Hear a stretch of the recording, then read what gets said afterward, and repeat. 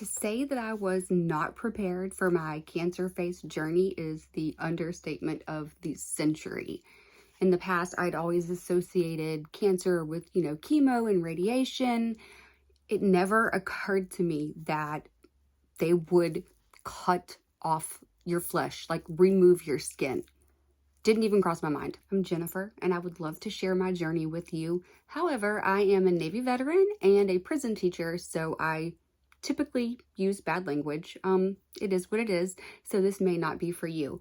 But if you can deal with that, then welcome to CancerFace Chronicle Part 1, Shit Gets Real. On March 1st, 2022, I started a YouTube channel and I was all in. I was convinced that what I was bringing to the table had never been done before, and I was so excited.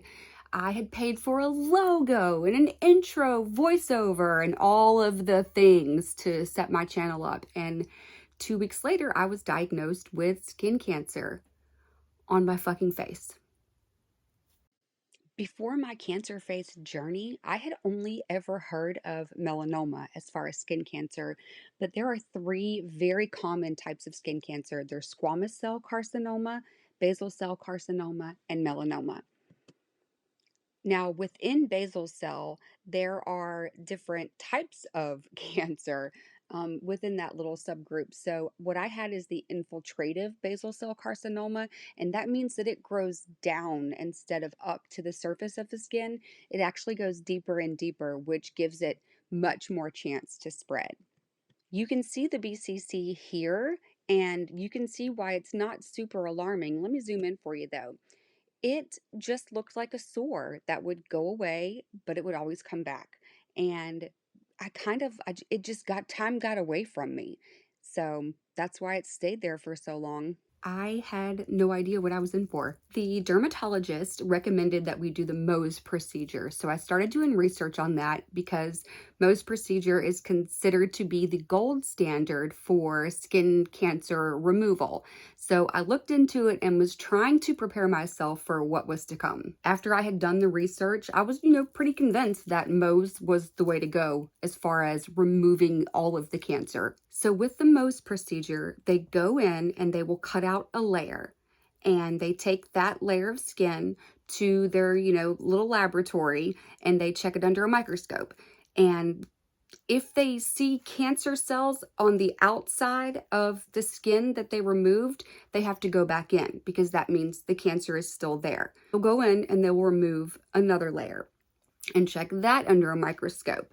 And so basically they're going to keep removing layers of skin until they get clear margins, which means when they look under the microscope, they don't see any cancer cells on the outside of the skin. That means, they've gotten it all. Okay, so if you are squeamish and just do not want to see the gory details of having the basal cell carcinoma removed, you're going to want to go ahead and skip forward about 2 minutes. But if you're interested to see what, I lived through that day, then let's do it. So this is after they did the first layer, and in between each layer, they're going to pack it full of, gauze or whatever and then they're going to cover it to keep it clean while you wait for the next layer. So second layer comes around, and you can see the concern is starting to show in my face a little bit, and also with the dermatologist as well. They were starting to, worry about how much they were having to take away. Now, by third layer, I'm in full on panic mode. You can see on my face very clearly that I am freaked the fuck out. And this is the point where the dermatology office has told me we're going to have to refer you to plastics at this point. But we weren't done yet. I didn't take any pictures of the fourth layer because I was still processing what was happening. So, fifth and final layer, this is what they ended up taking versus, what was the tiny little spot that they kind of thought they were going to take. You can see there's a drastic difference, and that was pretty major to wrap my head around. So I went to the plastic surgeon. He bandaged me up beautifully and sent me home to wait 2 days for the closure. The team at Southeastern Dermatology in Tallahassee, Florida, did an incredible job. They are miraculous people. I cannot express enough how reassuring and calming they were during the whole thing, because it was quite traumatizing. I'm going to use that word over and over because that's what it was. It was fucking traumatizing. So between each layer, we had to wait about 90 minutes for the pathology to come back on whether or not we had clear margins. And it was a very long day. I was one of the first people there that day, and I know that I was the last one to leave. We were there so late that the plastic surgeon's office next door had to end up staying late in order to see me. When I met with the plastic surgeon, Dr. Chris DeRozier at Southeastern Plastic Surgery, I was instantly reassured that he could fix it. He was going to close it. He gave me no indication that he was at all concerned about what was going on with my face. So that was very reassuring, and it calmed me down, and I trusted him instantly. He did explain what he was going to do to close the gaping hole in my face. However, at that point, guys, I was not taking anything in. I had just been through hours and hours of slowly having my face carved off, and I wasn't really listening, receiving what he was saying. So again, I was not prepared moving forward. I look like someone beat the fuck out of me. Oh my God. And it won't stop, like it keeps bleeding. I guess it bled some last night. Oh. Hey, you know what's crazy?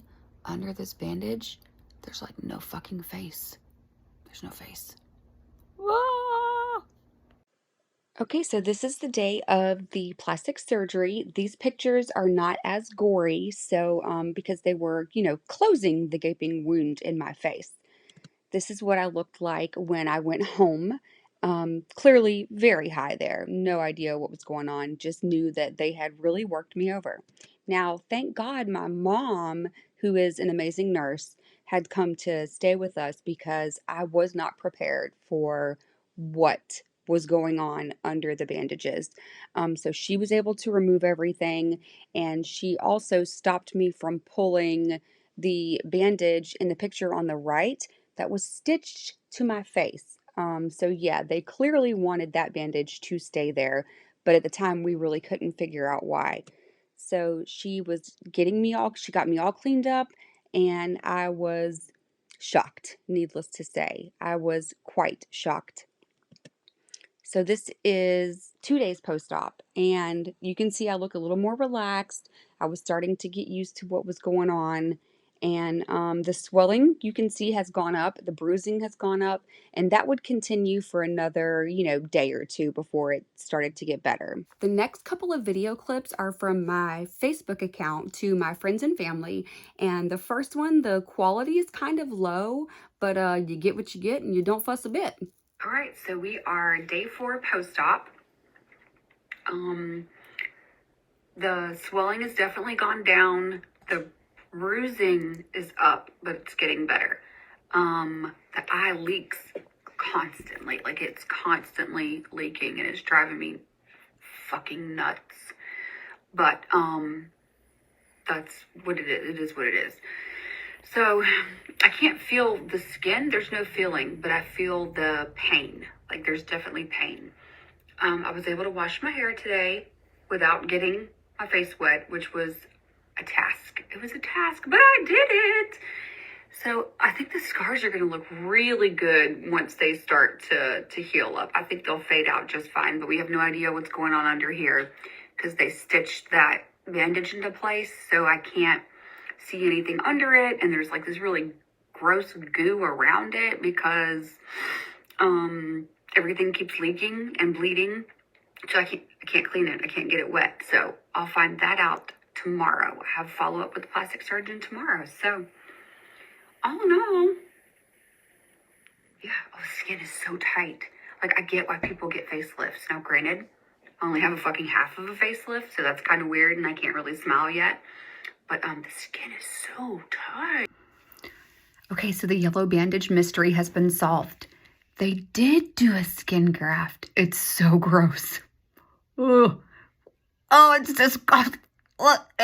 It's like, but I think we were all trying to figure out why they cut way over here It's because that's where they took the skin from. He told me they cut all back here, and this is where they took the skin to put over here.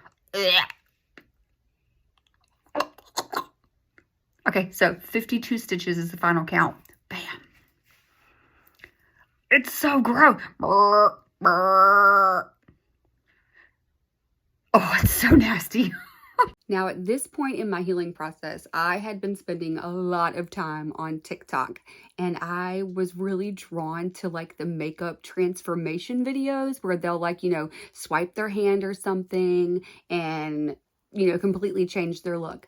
Well, I fucking suck at putting on makeup. I've never been a foundation wearer or anything like that. And for some crazy reason, I decided that I was going to make a transformation TikTok. It would be my first TikTok with CancerFace.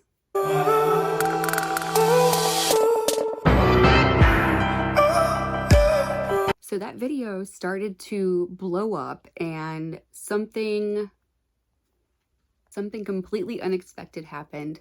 That video blew up. It took off, and I never expected that. It did not take long for someone to report the video for graphic content, and my soul was crushed. Self-esteem gone, absolutely annihilated.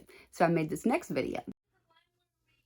Oh my God, I made a TikTok of doing makeup on my scar face. It got taken down. I'm too ugly for TikTok. What the fuck? I appealed the removal of my, transformation video, and it got put back up and really, really took off from there. It flew. To date, it's got almost 4 million views, which, I don't know, I think that's kind of a big deal. If you're enjoying this journey so far, go ahead and give it a thumbs up and share it with someone. You may know someone who has a procedure coming up and does not know what to expect. So yeah, share it with them. Shit, share it with everyone because the world needs to know. Check back soon for CancerFace Chronicles Part 2, How TikTok Saved My Self-Esteem.